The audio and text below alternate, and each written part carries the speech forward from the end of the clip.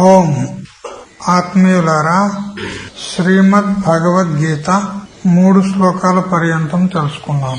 దృష్టద్యుమ్నుని చేత వ్యూహాకారంగా రచింపబడినటువంటి పాండవ సైన్యాన్ని చూసి దుర్యోధనుడు భయకంపితుడయ్యి శ్రీ గురుదేవులైనటువంటి ద్రోణాచార్యుల సమీపానికి వెళ్లి, మన ఎదురుగా ఉన్నటువంటి సైన్యాన్ని చూడు, పాండవ సైన్యం అనేక అక్షయునులతో కూడుకొని మరియు అపరాజితమైనటువంటి సైన్యాన్ని చూడు అని ఈ విధంగా చెప్పి, ఇప్పుడు పాండవ సైన్యంలో ఉన్నటువంటి మహా యోద్ధలు, వీరులు, ముఖ్యమైనటువంటి వారు ఎవరున్నారో వారి యొక్క పేర్లను ఉల్లేఖనం చేస్తూ ఉన్నాడు. నన్ను ఏకేన ద్రుపదపుత్రేణ అప్రసిద్ధేన అధిష్ఠితాం చముం ఏతాం అస్మదీయో యః కశ్చిదపి జేష్యతి కిమితి తం ఉత్తామ్యసి ఇత్యతః ఆహ అత్ర శూరా ఇత్యాది త్రిభిః. ఒకవేళ ద్రోణాచార్యుడు ఈ విధంగా అనవచ్చునేమో అని ఊహించి ముందు వీరుల యొక్క నామధేయాన్ని ఉల్లేఖనం చేస్తున్నాడు. ద్రోణాచార్యుడు ఏమై అనవచ్చు అనంటే, నీవు చెప్పినట్టు ద్రుపద పుత్రుడైనటువంటి దృష్టద్యుమ్నుడు ఎవడైతే ఉన్నాడో వాడు అప్రసిద్ధుడు, వాడేం పెద్ద గొప్పోడు కాదు.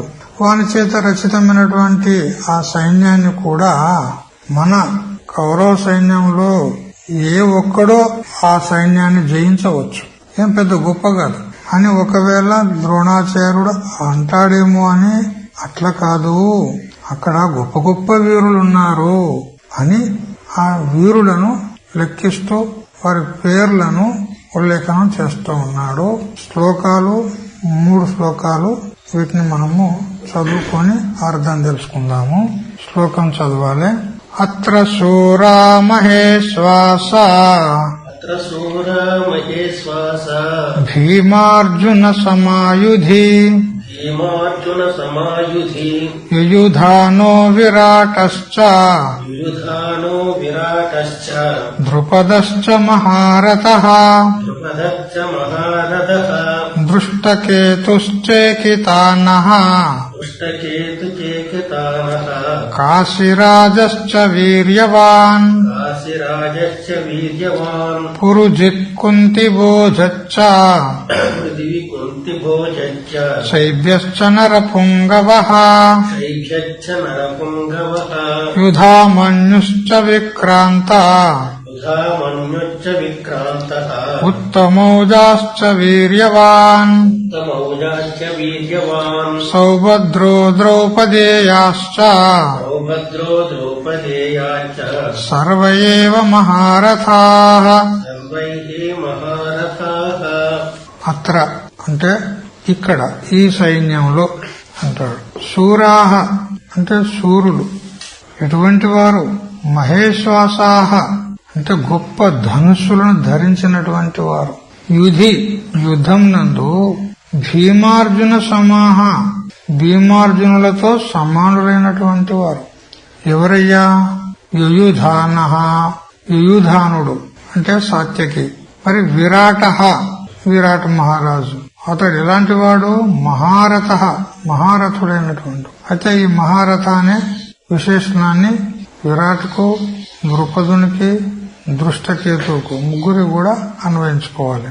ద్రుపద అంటే ద్రుపదుడు, దృష్టకేతువు అంటే దృష్టకేతువు, కాశీరాజ అంటే కాశీరాజు అయినటువంటి వీర్యవంతుడు, పరాక్రమవంతుడు, మరియు పురుజిత్తు మరియు కుంతిభోజుడు, మరియు నరపుంగవ అంటే నరులలో శ్రేష్ఠుడైనటువంటి శైభ్యః శైభ్యుడు, విక్రాంత అంటే పరాక్రమము గల యుధామన్యుడు, వీర్యవాన్ పరాక్రమవంతుడైనటువంటి ఉత్తమోజాహ ఉత్తమోజస్సు, మరియు సౌభద్ర అంటే సుభద్ర తనయుడు అభిమన్యుడు, మరియు ద్రౌపదేయాహ అంటే ద్రౌపది పుత్రుడైనటువంటి 5 మంది ఉప పాండవులు.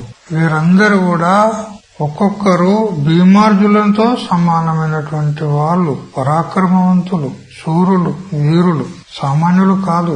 అందుకని వారిని ఉపేక్షించరాదు అని దుర్యోధనుడు చెప్తూ ఉన్నాడు. దీనిపైన మధుసూదని చూద్దాము.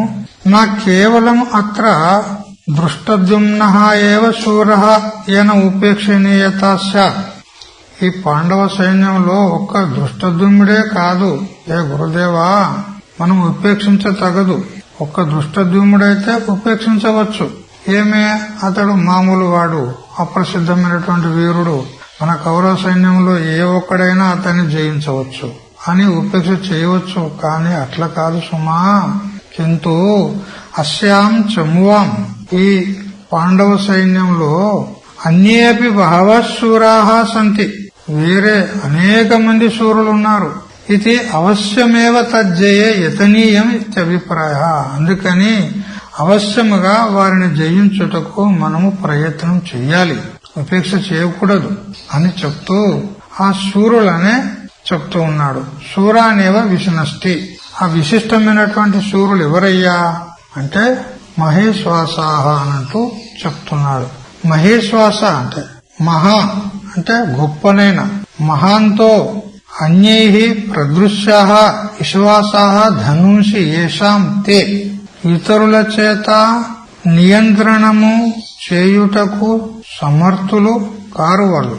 అంటే ఇతరుల చేత నియంత్రణము చేయబడరు. అటువంటి గొప్ప గొప్ప ధనుస్సులు కలిగినటువంటి విశ్వాసాహ, విశ్వ అంటే బాణము, విశ్వాసం అంటే ధనుస్సు, గొప్ప గొప్ప ధనుస్సులు కలిగినటువంటి వారు. తథా దూరతః ఇవ పరసైన్య విద్రావణ కుశలాహ ఇది భావః. వారు దూరము నుండే ఒక్కొక్కరిని పరాజితులను చేసే సమర్థులు ఉన్నారు. అంత గొప్ప వీరులు. మహాధను ఆదిమత్వే అపి యుద్ధ కౌశల అభావం ఆశంక్య ఆహా. అయితే ఎవరైనా అనవచ్చు, ఏ పెద్ద పెద్ద ధనుసులు ఉంటే ఉండుగాక, ఉన్నంత మాత్రాన పెద్దవాళ్ళు శూరుల, వీరుల, యుద్ధ కుశరుల అని ఈ విధంగా శంక చేయవచ్చు అనంటే అట్లా కాదు. యుధి అంటే యుద్ధే భీమార్జునాభ్యాం సర్వ సంప్రతిపన్న పరాక్రమాభ్యాం సమా అంటే తుల్యా. వాళ్ళు సామాన్యులు కాదయ్యా. యుద్ధం నందు భీమార్జునులతో సమానమైనటువంటి పరాక్రమం కలిగినటువంటి వారు. అందుకని వాళ్ళు ఉపేక్షణీయులు కాదు. వారిని ఎదిరించడానికి, గెలవడానికి ప్రయత్నము చాలా చెయ్యాలి, ఉపేక్ష చేయకూడదు. తానేవ ఆహా. మరి ఆ వీరులు ఎవరెవరయ్యా? భీమార్జునుడితో సమానమైనటువంటి వీరులు అని చెప్తున్నావు, ఎవరెవరు అంటే చెప్తున్నాడుగా. యుయుధాన ఇత్యాదిన మహారథాః ఇత్యంతేన. యుయుధాన్నో విరాటశ్చ అనంటూ 6వ శ్లోకం యొక్క చివరి దగ్గర మహారథాః ఇంత పర్యంతము మొత్తము 17 మందిని గణన చేసినాడు. మొత్తం 17 మంది మహారథులు. వీళ్ళంతా మహారథులే, సామాన్యులు కాదు. యుయుధాన అంటే సాత్యకి, యుయుధానుడు అంటే సాత్యకి. ద్రుపదః చ మహారథః, మహారథుడైనటువంటి ద్రుపదుడు. అంటే ఇక్కడ మహారథ అనేటువంటి విశేషణాన్ని ద్రుపదునికి చేర్చి ద్రుపదుడు మహారథుడు అని చెప్పినాడు. లేదా ఈ మహారథ అనేటువంటి విశేషణాన్ని ముగ్గురికి అన్వయించాలి అంటాడు. ఎవరెవరికి? యుయుధాన, విరాట, ద్రుపద. ఈ ముగ్గురు కూడా మహారథులు అని చెప్తున్నారు. మరియు వీర్యవాన్ అనేటువంటి విశేషణాన్ని మరొక ముగ్గురికి అన్వయం చేయాలి అంటాడు. ఎవరెవరు? దృష్టకేతు, చేకితానుడు, కాశీరాజు. ఈ ముగ్గురు వీర్యవంతులు అని వీర్యవాన్ అనే విశేషణాన్ని వారికి జోడించాలి. ఇక నరపుంగవ అనేటువంటి ఈ బహువచనాంత విశేషణం ఏదైతే ఉందో ఇది ముగ్గురికి జోడించాలి. ఎవరెవరు? పురుజిత్, కుంతిభోజ, శైభ్య. ఈ ముగ్గురు నరపుంగవులు అని చెప్పాలి. ఇక యుధామన్యు, విక్రాంతుడు, పరాక్రమవంతుడైనటువంటి యుధామన్యు, మరియు వీర్యవంతుడైనటువంటి ఉత్తమోజుడు. వీరిద్దరు కూడా వీరులున్నారు. లేక ఈ మహారథుడని, వీర్యవంతుడని మరియు నరపుంగవ అని ఏ విశేషణాలు చెప్పినామో ఇది అందరికీ కూడా అన్వయం చేయొచ్చు. మొత్తం 17 మందికి కూడా అన్వయము చేయొచ్చు. అథవా సర్వాణి విశేషణాన్ని సముచిత్య సర్వత్ర యోజనీయాని, ఈ సకల విశేషణాలన్నీ కూడా అందరికీ ప్రతి ఒక్కరికి కూడా చెప్పొచ్చు. ప్రతి ఒక్కడు కూడా మహారథుడున్నాడు, వీర్యవంతుడున్నాడు, నరపుంగవుడు. నరపుంగవుడు అంటే నరులలో శ్రేష్ఠుడు అని ఈ విధంగా అందరికి కూడా అన్వయం చెప్పొచ్చు అని చెప్పిన. సౌభద్ర అంటే అభిమన్యుడు, ద్రౌపదేయ అంటే ద్రౌపదీ పుత్రాహ, ప్రతివింధ్యాదయ పంచ, ప్రతివింధ్యుడు మొదలుకొని 5 మంది ద్రౌపది యొక్క కుమారులు ఉప పాండవులు. ఇక చకారాత్ ద్రౌపదేయా చ అని చకారం ఉంది. అక్కడ చకారం చేత ఏం తెలుసుకోవాలి? అన్యే అవి ఇంకా ఎంతో మంది ఉన్నారు, వీళ్ళే కాదు. పాండ్యరాజు, ఘటోత్కచుడు, ప్రభృతయ మొదలైనటువంటి వాళ్ళు ఎంతో మంది ఉన్నారు. ఇక పంచపాండవులైతే వీళ్ళు ప్రసిద్ధం ఉన్నారు, అందుకని వాళ్ళను ఇక్కడ గణన చేయలే దుర్యోధనుడు. ఏ గణితాః 17 అన్యే అపి తదీయాః సర్వేవ మహారథాః సర్వేపి మహారథాః ఏవ న ఏకో అపి రథో అర్ధరథోవా. ఈ గణించబడినటువంటి 17 మంది అందరూ కూడా మహారథులే, ఒక్కరు కూడా అర్ధరథి గాని రథి గాని కాదు. మహారథాః ఇది అతిరథత్వస్య ఉపలక్షణం. మహారథాః అంటే మహారథ శబ్దం చేత అతిరథులను కూడా మనం ఇక్కడ ఉపలక్షణంగా తీసుకోవాలి. ఇందులో అతిరథులు కూడా ఉన్నారు. మరి ఈ మహారథుడంటే ఎవరు, అతిరథుడంటే ఎవరు అని ఒకవేళ మనకు జిజ్ఞాస కలిగితే లక్షణాలు చెప్తున్నాడు. మహారథుడు ఎవరికన్నా? ఏకో 10 సహస్రాణి యోధయత్యస్తు ధన్వినాం శస్త్రశాస్త్ర ప్రవీణశ్చ మహారథ ఇతి స్మృతః.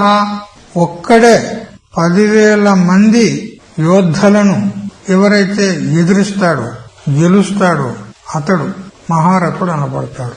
మరియు శాస్త్ర ప్రవీణ, శస్త్ర విద్యలో మరియు శాస్త్రంలో కూడా ప్రవీణుడై ఉండాలి. అటువంటి వాడు మహారథుడు అని అనబడతాడు. ఇక అతిరథుడంటే ఎవరికన్నాలే?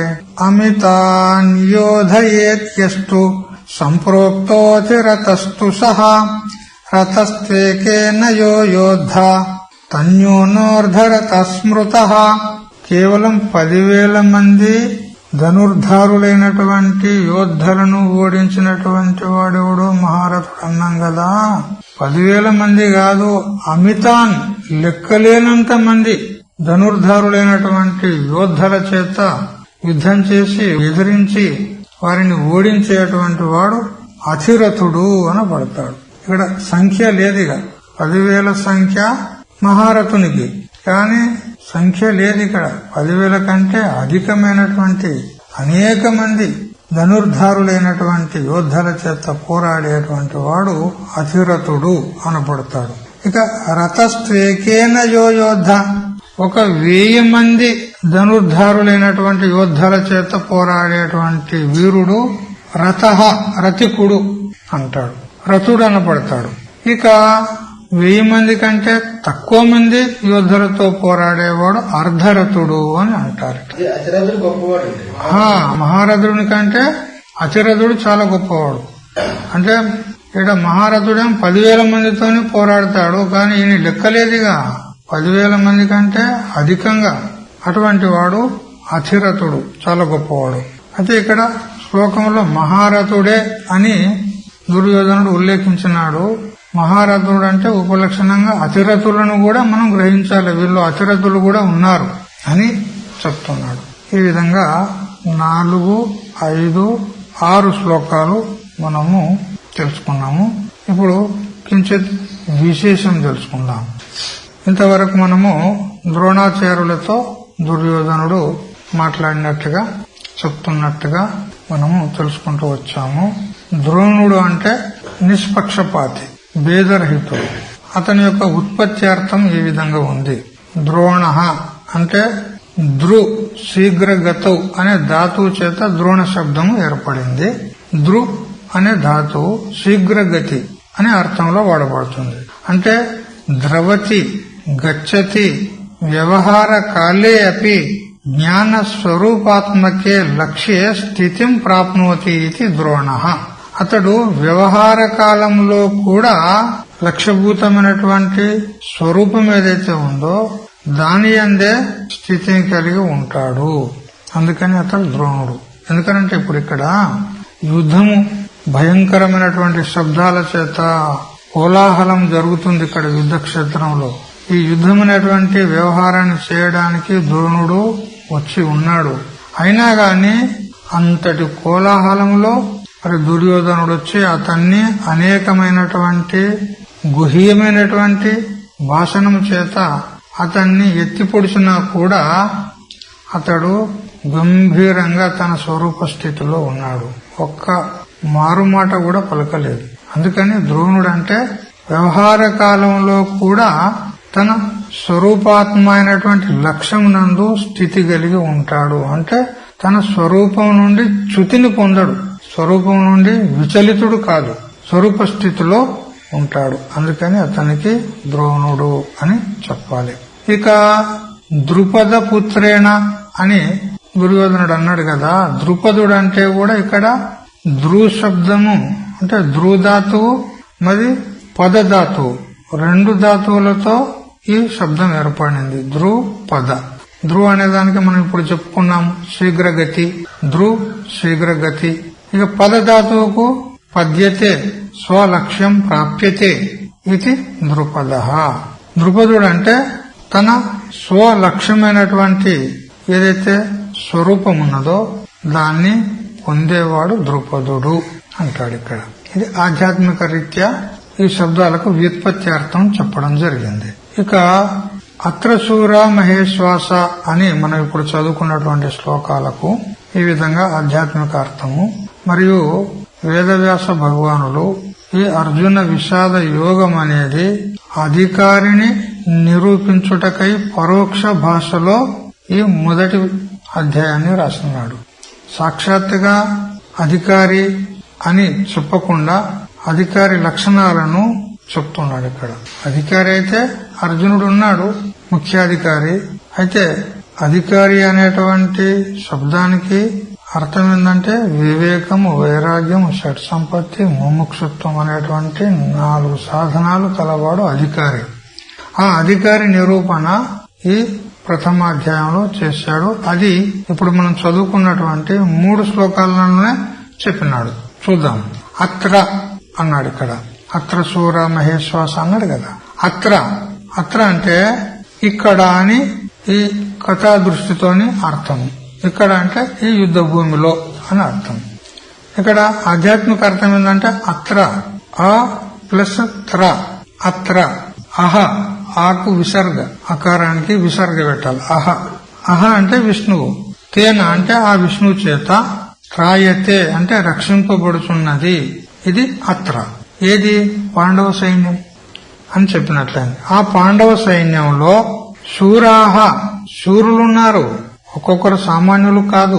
శూరాహ అనే శబ్దము ఏం చెప్తుందనంటే ఆత్మబలము కలవారు అని చెప్తుంది. శూరాహ అంటే శూరులు, శూరులు అంటే ఆత్మబలము కలిగిన వారు. ఎవరైతే ఆత్మబలము కలవారై ఉంటారో వారే మోక్షానికి అర్హులు. ఎందుకంటే ఉపనిషత్తు కూడా చెప్తుంది, నాయమాత్మ బలహీనేన లభ్య అని ముండకోపనిషత్తు చెప్తుంది. అయమాత్మ అంటే మన స్వరూపం ఏదైతే ఉందో ఇది బలహీనుని చేత లభించేది కాదు. అంటే బలవంతులైనటువంటి శూరులు, వీరులు, ధీరులు ఉండాలి. అటువంటి వారి చేతనే ఆత్మలాభం అవుతుంది. అందుకని ఇక్కడ శూరాహ అనే శబ్దం చేత ఏం తెలుసుకోవాలి? ముముక్షవ, ముముక్షువులు అని తెలుసుకోవాలి శూర శబ్దం చేత. అంటే సాధన చతుష్ట సంపత్తిలో చివరిది ముముక్షుత్వం చెప్పినట్లయింది శూర శబ్దం చేత. ఇక్కడ అధికారి నిరూపణ చేస్తున్నాడు. ఇక్కడ అధికారి అంటే వివేకం, వైరాగ్యం, షట్ సంపత్తి, ముముక్షుత్వం 4 సాధనాలు కలవాడు అధికారి. అందులో ముముక్షుత్వము ఈ శూర శబ్దం చేత మనము తెలుసుకోవాలి. ఇక మహేశ్వాస, మహా ప్లస్ ఇసు ప్లస్ ఆస, మహేశ్వాస. మహా ప్లస్ ఇసు, మహేషు. ఇక్కడ గుణసంధి అయింది. మరి ఇసు ప్లస్ ఆసహ, ఇశ్వాసహ. ఇక్కడ ఈకుయన చేయింది. సరే, మహేశ్వాస అంటే ఇక్కడ మనం ఏం తెలుసుకోవాలి? ఈ మహేశ్వాస అనేది శూరులకు విశేషణం ఉన్నది. అంటే గొప్ప ధనుస్సులు కలవారు ఈ వీరులందరూ అని. ఆ వీరులందరికీ ఇది విశేషణం మహేశ్వాస. అయితే ఈ శూరులందరూ కూడా మోక్షాన్ని చేరుకోవాలంటే వారు ధనుర్ధారులై ఉండాలి. శూరులంటే ఎవరు తెలుసుకున్నాము? ముముక్షువులు. ఈ ముముక్షువులు మోక్షాన్ని పొందాలి అనంటే వారు మహాధనుర్ధరులై ఉండాలి. ఏమిటా ధనుస్సు అంటే ప్రణవః, ఓంకారం.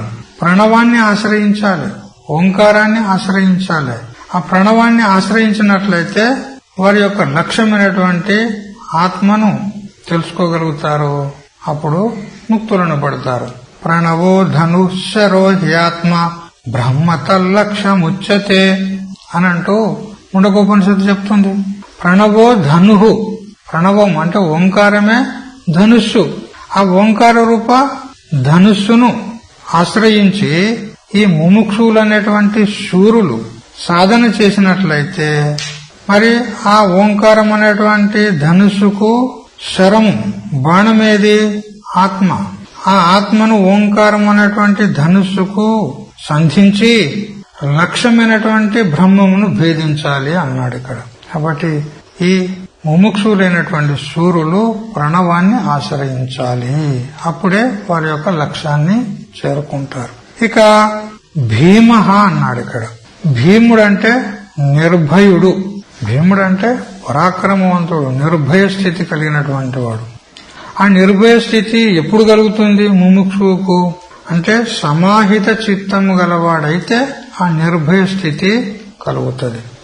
సమ్యగాస్థాపనం బుద్ధేహే శుద్ధే బ్రహ్మణి సర్వదా తత్ సమాధానమిత్యుక్తం నతు చిత్తస్య లాలనం అనంటూ మనకు జగద్గురు శంకరాచార్యుల వారు వివేక చూడమనంలో సమాధానం గురించి చెప్పినాడు. ఇక్కడ భీముడు అంటే సమాధానం, అంటే సమాహిత చిత్తం కలిగినటువంటి వాడు. బుద్ధేహే శుద్ధే బ్రహ్మని సమ్యక్ ఆధానం, మన యొక్క బుద్ధిని శుద్ధమైనటువంటి బ్రహ్మం నందు చక్కగా తీసుకొచ్చి స్థిరపరచాలి, నిలకడ గావించాలి. దానికే సమ్యక్ ఆధానం అంటే సమాధానం అంటారు. ఈ సమాధానము ఉన్నవాడే నిర్భయంగా ఉండగలుగుతాడు. ఎందుకంటే తన స్వరూప స్థితిలో ఉన్న తర్వాత ఇంకా అతనికి రెండో వస్తువే గోచరించినప్పుడు కేవలం స్వరూపమే గోచరిస్తూ ఉంది. తన స్వరూపం కంటే అన్యమేది గోచరించలేదు. అలాంటప్పుడు రెండో వస్తువు ఉంటే కదా భయం అయ్యేది. ద్వితీయాత్ వై భయం భవతి. రెండో వస్తువు ఉంటే ఆ రెండో వస్తువు ద్వారా భయం కలుగుతుంది.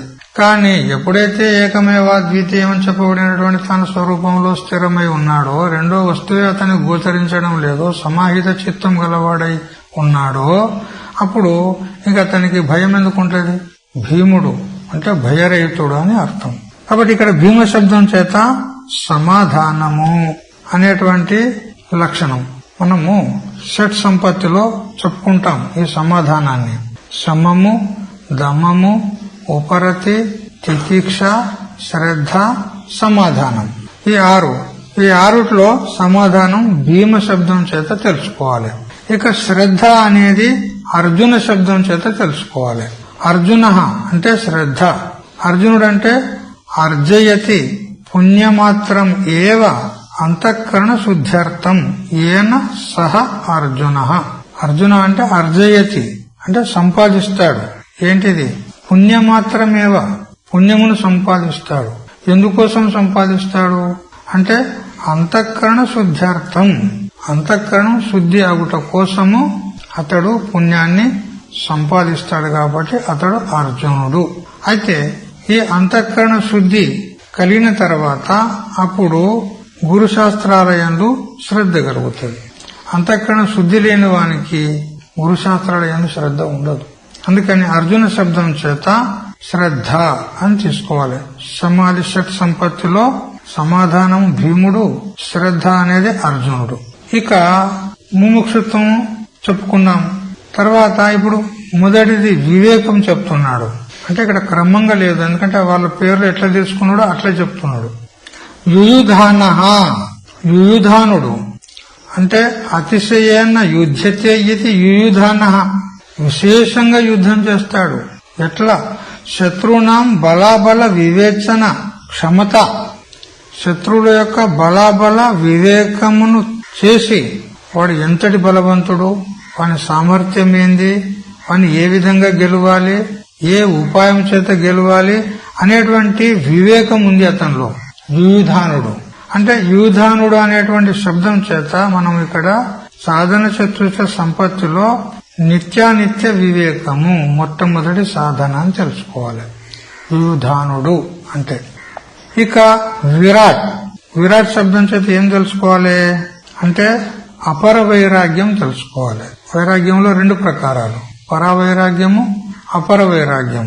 అయితే సాధన చతుష్ట సంపత్తిలో వివేకం తర్వాత వైరాగ్యం ఒకటే సాధన అని చెప్పుకుంటాము గాని ఆ వైరాగ్యంలో కూడా పునః 2 ప్రకారాలు ఉన్నాయి, పరవైరాగ్యము, అపర వైరాగ్యం. అయితే ఇక్కడ విరాట్ అనే శబ్దం చేత అపర వైరాగ్యం తెలుసుకోవాలి. మరి విరాట్ అనే దానికి వ్యుత్పత్తి అర్థం ఏమిటి అంటే శత్రువున్ విశేషేణ రాటయతి మృత్యుస్వరం ఉత్పాదయతి ఇది విరాట్. శత్రువులను విశేషంగా రాటయతి అంటే శత్రువులు మృత్యుకేకలు పెడతారు, అట్లా యుద్ధం చేస్తాడు విరాట్. ఎదురుగా ఉన్నటువంటి శత్రువులు చౌకేకలు పెడతారు, అంతటి బలజ్ఞుడు అన్నమాట విరాట్.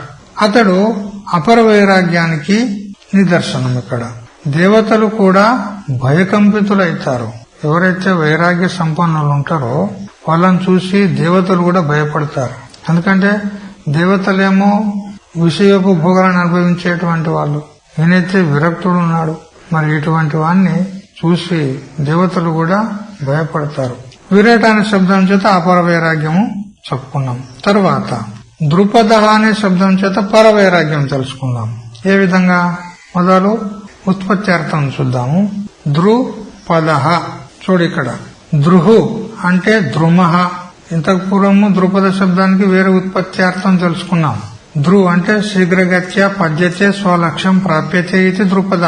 శీఘ్రగతి చేత అంటే అతి వేగముగా తన స్వలక్ష్యమునందు అతడు స్థిరపడి ఉంటాడు అని ద్రుపద శబ్దానికి అదొక ఉత్పత్తి అర్థం తీసుకున్నాం. ఇప్పుడు ఇక్కడ ద్రుపద శబ్దానికి వేరే ఉత్పత్తి అర్థం తెలుసుకుందాం.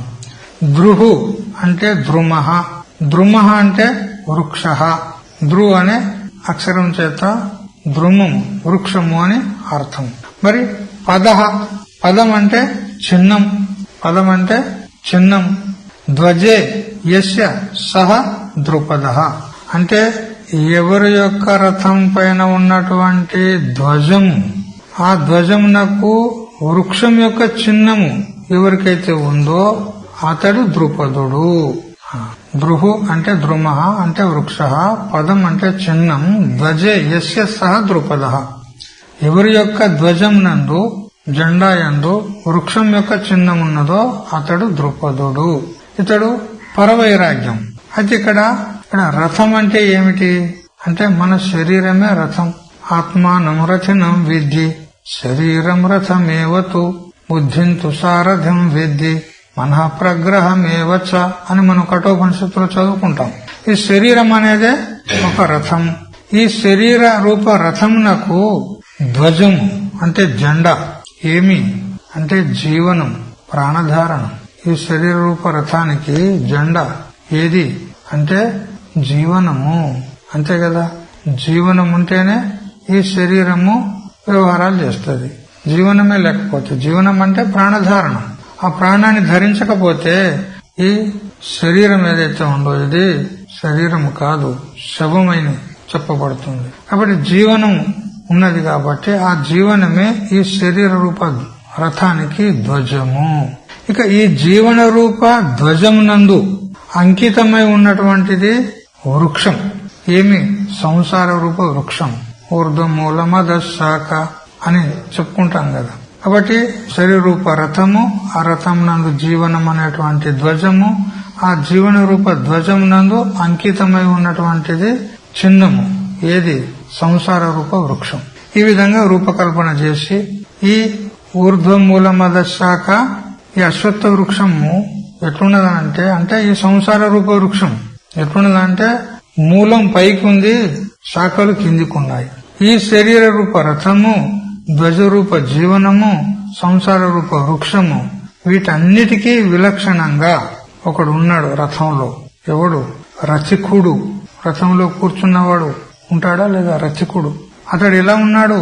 అసంగము, కూటస్థము మరియు సాక్షి అయి ఉన్నటువంటి రచికుడే ఆత్మ. అయితే మృత్యురూప లక్ష్యమును ఛేదిస్తూ ఆత్మజ్ఞానము కలిగి ఉండుట పరవైరాగ్యము. ఇతడే మహారథుడు. ఈ ద్రుపదుడు ఎలాంటి వాడు అనంటే మహారథుడు. మహారథుడాన్ని ఎవరికి తెలుసుకున్నాము? 10,000 మంది ధనుర్ధారులైనటువంటి యోధుల చేత యుద్ధం చేసేవాడు మహారథుడు. మరి ఇక్కడ ద్రుపదుణ్ణి మనము పరవైరాగ్యంలో చెప్పుకుంటున్నాము. ద్రుపదుడు అంటే ఈ శరీరూప రథము మరియు దాని యందు ఈ జెండా అనేటువంటి జీవనం, ప్రాణధారణము, మరి ఆ జీవన రూప ఆ ధ్వజం నందు అంకితమైనటువంటి వృక్షం సంసార వృక్షం. అయితే వీటన్నిటికంటే విలక్షణుడయి అసంగము, కూటస్థుడు, సాక్షి అయి ఉన్నటువంటి రచికుడు ఆత్మ. అయితే వీటన్నిటితో కూడుకున్నటువంటి ఈ ఆత్మ ఆత్మేంద్రియ మనోయుక్తం భోక్తేత్యాహుర్ మహినీషిణ అని చెప్పిన ప్రకారంగా వీటన్నిటితో కూడుకున్నటువంటి ఆ రచికుడు ఆత్మ అతడు ఏం చేస్తాడు అంటే మృత్యురూప లక్ష్యమును ఛేదిస్తూ యుద్ధం చేసేటప్పుడు అతడు ఒక్కొక్క యోద్ధను లక్ష్యంగా పెట్టుకొని యుద్ధం చేస్తాడు. ఇక్కడ ఈ రచికుడు ఏం చేస్తాడు అంటే మృత్యురూప లక్ష్యమును ఛేదిస్తూ ఆత్మజ్ఞానాన్ని కలిగి ఉంటాడు. అదే పరవైరాగ్యానికి చిహ్నము. ఆ వైరాగ్యము కలవాడే మహారథుడు అని తెలుసుకోవాలి. అంటే ద్రుపదుడు. ఈ ద్రుపదుని పరావైరాగ్యంలో మనం గణన చెయ్యాలి. అంటే యుయుధానుడు అనేటువంటి వాడు వివేకము, మరి విరాట్ ద్రుపదుడు ఇద్దరు కలిస్తే అపర వైరాగ్యము, పరవైరాగ్యము రెండింటిని కలిపితే వైరాగ్యం అనేటువంటి రెండవ లక్షణం. వివేకము, వైరాగ్యము. సాధన చతుర్థ సంపత్తిలో మొదటిది వివేకము. ఆ వివేక స్థానంలో ఎవరిని తెలుసుకున్నాం? యుయుధానుడు. మరి వైరాగ్య స్థానంలో ఇద్దరిని తెలుసుకున్నాం, విరాట్ మరియు ద్రుపదుడు. ఆ తర్వాత ముముక్షుత్వం యొక్క స్థానంలో సూరాహ అనే శబ్దం తెలుసుకున్నాం. ఇక మధ్యలో షట్ సంపత్తి 6 లక్షణాలు ఉంటాయి అక్కడ. అందులో సమాధాన స్థానంలో భీముని తెలుసుకున్నాము, శ్రద్ధా స్థానంలో అర్జునుని తెలుసుకున్నాము. ఇక మిగిలిన 4 శమము, దమము, ఉపరతి, తితిక్ష. అవి కూడా తర్వాతి శ్లోకాల్లో చెప్తాడు. ఈ విధంగా సాధన చతుష్టయ సంపత్తిని ఈ యోద్ధుల యొక్క పేర్లతోనే పరోక్ష రీతి చేత వ్యాస భగవానుడు చెప్పినాడన్నమాట. సాధన సాధ్యములలో పరిపక్వతను చెందినవాడు మహారథి. సాధనమునందు సాధ్యమునందు శస్త్రశాస్త్ర విశారద అని చెప్పినాడు. మహారథి లక్షణం చెప్పుటప్పుడు 11 సహస్రాన్ని యోధయత్ యస్తు ధన్వినాం శస్త్రశాస్త్ర ప్రవీణశ్చ మహారథ ఇతి స్మృత. మహారథుడు అంటే ఈ లక్షణం కలిగి ఉండాలి. 10,000 మంది ధనుర్ధారులైనటువంటి యోద్ధుల చేత పోరాడుతూ వారిని జయించేవాడై ఉండాలి. మరి శస్త్ర విద్యలో శాస్త్రంలో కూడా ప్రవీణుడై ఉండాలి. ఈ శస్త్రము శాస్త్రం అనే దానికి ఇక్కడ సాధన సాధ్యములను తెలుసుకోవాలి. ఈ సాధన సాధ్యములలో పరిపక్వతను చెందినవాడు మహారథుడు. ఎవడు? ద్రుపదుడు. శరీరం అనగా ఏమి, జీవనమనగా ఏమి, సంసారం అనగా ఏమి, వీటన్నిటినీ బావుగా వివేచనము అంటే విచారణం చేసి పునః వాటి యందు మోహము, ఆసక్తి లేకుండుట ఇది సాధన పరిపక్వత అంటారు. శరీరం అంటే ఏంది, మరి జీవితం అంటే ఏంది, సంసారం అంటే ఏమిటి, వీటన్నిటినీ బాగా విచారణ చేసి వాటి పట్ల అంటే శరీరం నందు గాని, జీవనం నందు గాని, సంసారం నందు గాని మోహము, ఆసక్తి ఏది లేకుండా ఉంటే అతడు సాధన పరిపక్వతను చెందినటువంటి వాడు అని తెలుసుకోవాలి. ఇక సాధ్య పరిపక్వత ఏమిటి? స్వస్వరూప జ్ఞానము కలిగి ఉండుట సాధ్య పరిపక్వత. ఈ విధంగా సాధన చేసి సాధ్యమైనటువంటి తన స్వరూపాన్ని తెలుసుకొని ఆ స్వరూపం నందు స్థిరమై ఉండుట ఇది సాధ్య పరిపక్వత. ఈ సాధన సాధ్య రెండిటి యొక్క పరిపక్వతను పొందుటయే శస్త్రశాస్త్ర ప్రవీణత అంటారు. ఇక్కడ ఇదియే పరవైరాగ్యము అంటే ద్రుపదుడు అని తెలుసుకోవాలి.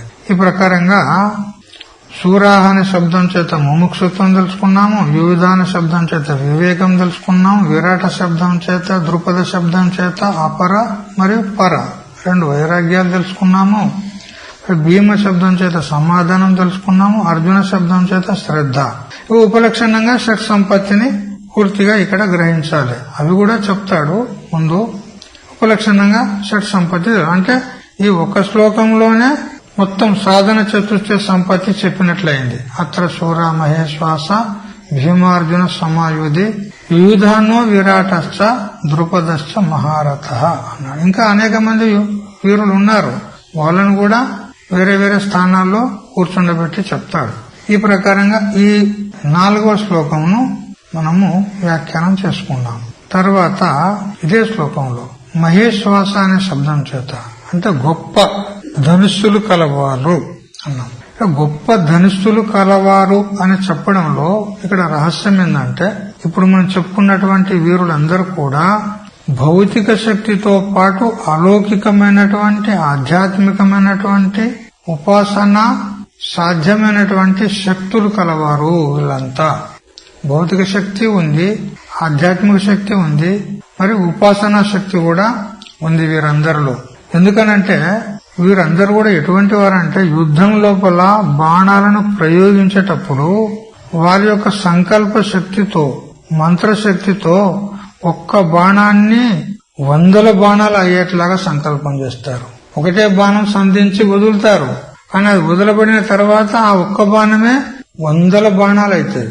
మొత్తం ఎదురు ఉన్నటువంటి సైన్యాన్ని మొత్తం నాశనం చేస్తుంది. అంత గొప్ప శక్తి వాళ్ళ లోపల ఉంది, ఆ సంకల్ప శక్తి. మరి ఆ సంకల్ప శక్తి ఊరికే రాదు కదా, ఎంతో ఉపాసన చేస్తే గాని వారికి ఆ శక్తి ప్రాప్తమవుతుంది. మరొక శక్తి ఏందనంటే కొన్ని యోజనాల దూరంలో ఉన్నటువంటి లక్ష్యాన్ని కూడా ఛేదించడానికి వాళ్ళు సంకల్పం చేసి బాణం వదిలితే అక్కడ పోతుంది, పోయి అక్కడ చేరుతుంది. అది కొన్ని యోజనాల దూరంలో ఉంటే కూడా. ఉదాహరణకు అర్జునుడే ఉన్నాడు మనకు. సైంధవుని చంపినప్పుడు ఆ సైంధవుని తల క్రింద పడకుండా అతని తండ్రి ఒడిలో పడేలాగా సంకల్పం చేసి వదిలినాడు. మరి అతడు ఎక్కడ ఎన్ని యోజనాల దూరంలో కూడా తపస్సు చేసుకుంటూ ఉన్నాడు సైంధవుని తండ్రి. ఈ బాణము వీని తలను తీసుకొని పోయి వాని ఒడిలో పడింది. ఆ సంకల్ప శక్తి అది ఎంత గొప్పది. అది ఉట్టిగా ప్రాప్తమవుతుందా? కాదు. అది ఉపాసనా బలం అంటే అట్లా ఉంటది. ఒకవేళ ఆ బాణము అపేక్షితం లేకున్నచో దాన్ని తిరిగి అమ్ముల పొదిలోకి చేరున్నట్లు సంకల్పిస్తారు. ఇప్పుడు అశ్వత్థామ ఉప పాండవులను నిద్రిస్తున్నప్పుడు చంపేశాడు. చంపిన తర్వాత ఆ అశ్వత్థామను చంపేద్దామని పంచపాండవులు ప్రతీకారం తీర్చుకోవడానికి పోతారు. పోయేసరికి వాడెక్కడ ఉన్నాడు? వ్యాస మహర్షి ఆశ్రమంలో శరణాగతి అయి ఉన్నాడు అక్కడ. అయితే అక్కడికి పోయి ఆ అశ్వత్థామను చంపడానికి వీళ్ళు పోతున్నప్పుడు ఆ అశ్వత్థామ ఏం చేశాడంటే బ్రహ్మాస్త్రాన్ని ప్రయోగం చేసింది. మిమ్మల్ని చంపి పడేస్తా అని. ఆ బ్రహ్మాస్త్రం చాలా భయానకమైనటువంటి, మొత్తం లోకాలన్నింటినీ కూడా మొత్తం ధ్వంసం చేస్తుంది. అటువంటి భయానక అస్త్రాన్ని ప్రయోగం చేస్తున్నాడు. అప్పుడు అర్జునుడు కూడా ఏం చేశాడు? దానికి ప్రతి బాణం వేసినాడు. అది కూడా బ్రహ్మాస్త్రం. ఇది బ్రహ్మాస్త్రమే, అది బ్రహ్మాస్త్రం. అయితే ఆ 2 అస్త్రాలు పోయి అవి మహా భయానకమైనటువంటి పరిస్థితిని ఏర్పరిచినాయి. మొత్తం లోకాలే ధ్వంసమైపోయే పరిస్థితి ఏర్పడింది. అప్పుడు వ్యాస భగవానుడు ఆ 2 అస్త్రాల మధ్యలో పోయి చేతులు అలా పెట్టి ఇటువైపు రెండింటిని ఆపి వాళ్లను శాసించినాడు. ఆ అశ్వత్థామను మరి అర్జునుడిని, ఏం మీకు తెలియదా ఎటువంటి అస్త్రాన్ని ఎప్పుడు ప్రయోగం చేయాలి? దాని సమయము సందర్భం చూసి ప్రయోగం చేయాలి. అకారణంగా మీరు ఒకరికొకరు ద్వేషాల చేత ప్రయోగం చేస్తే మొత్తం లోకాలకే మీరు నాశనం చేయడానికి మీరు ఈ శస్త్రాలను ప్రయోగం చేసినారు. తీసుకోండి, మీ బాణాలు వెనక్కి తీసుకోండి అని అంటే అశ్వత్థామకు ప్రయోగం చేసేది తెలుసు, కానీ వెనక్కి తీసుకునే విద్య వానికి తెలియదు.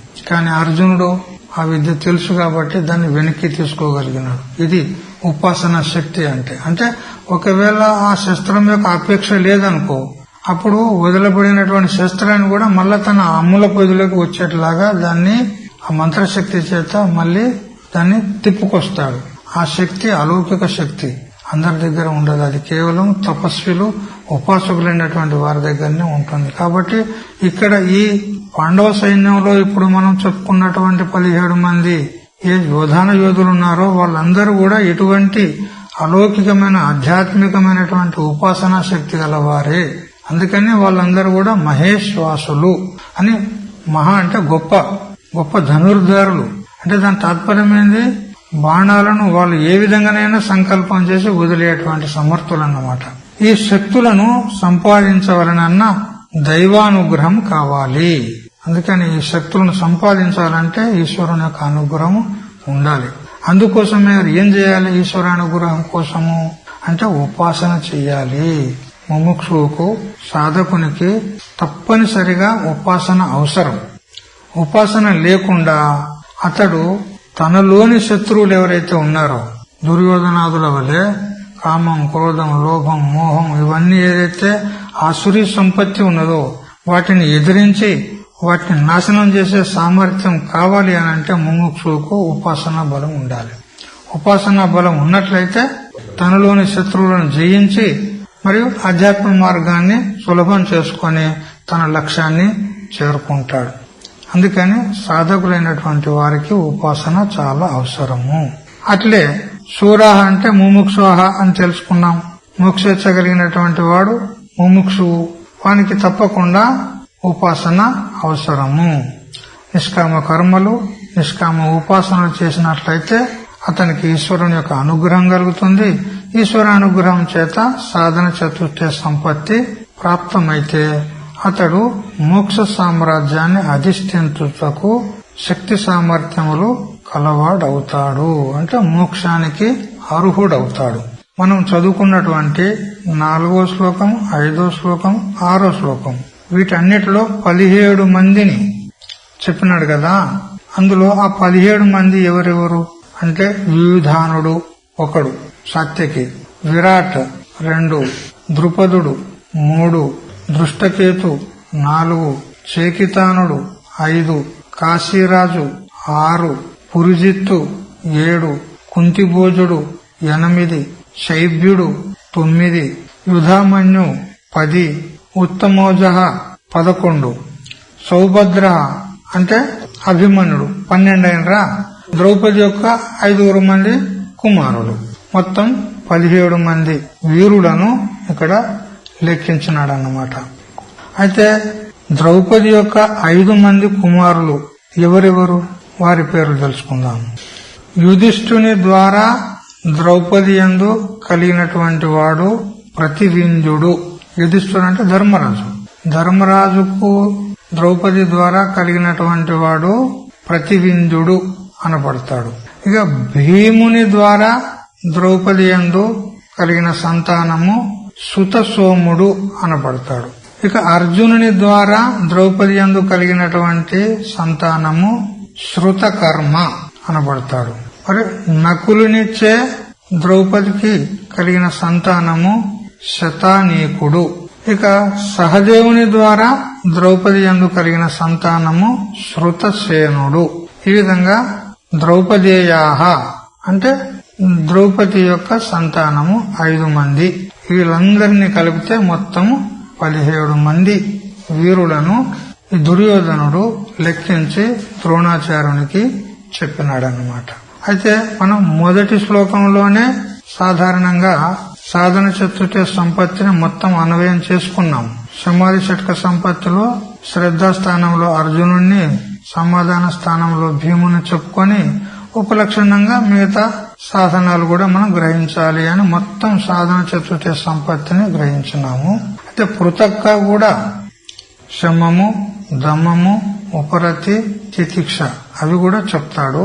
మరియు మిగతా 2 శ్లోకాల్లో యోగ శాస్త్రానుసారంగా అహింస, సత్యమస్తేయం, బ్రహ్మచర్య, పరిగ్రహ అని చెప్పిన ప్రకారంగా ఈ మిగతా యోధులను ఆ అహింసాది సాధనాల్లో అన్వయం చేస్తూ చెప్తాడు.